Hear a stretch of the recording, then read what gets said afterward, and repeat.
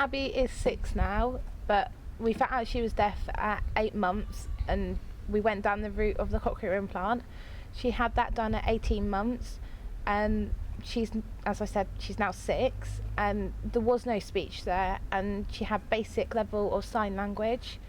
And we come here last year, and the Q speech got brought in with her, and in the last 6 months it's made a real big difference, and she's actually speaking and she's understanding the cueing. Andrea does the cueing at school and the sign language because she's her TA at school, and she cube scripts the books that Abby's reading, and she brings that home, and I cue the script because that's the only thing I can do at the moment.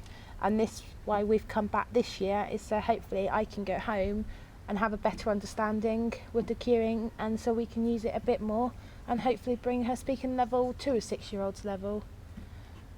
Okay, and to close that gap, isn't it? I've been working with Abby since she was 2. I've sort of seen her from playgroup and right through to nursery, and we're now in year 1 moving on to year 2, and we've sort of been looking at ways of how to sort of improve her literacy levels. So we were introduced cueing about last October. We went to a course in June, July, and we sort of did a few taster sessions, and then Kate came and revisited the school and sort of showed us a few ways where we could sort of put it into place. First of all, we just sort of sat on the carpet and did the register, and we would cue the names of the other children, which sort of instantly Abby was well away, and that then became her sort of targets, and she started to cue a few of the children in the class. You know, we started with sort of 1 or 2 syllables like Sam and Holly and simple names like that. And then we sort of progressed then to sort of thinking, well, we'll have to match this to sort of a reading, because we were signing the books to her, and we didn't have much comprehension or sort of written work done. So we started cue reading the books, and she's just flying. She's, on a red band at the moment, nearly sort of going through lots and lots of books. We are very lucky to have lots of resources in the school. And she's cue scripting. She can read the cue script. She loves the little hand shapes, and she can sort of pick it up quickly and sort of read it, and that's helping Mum as well.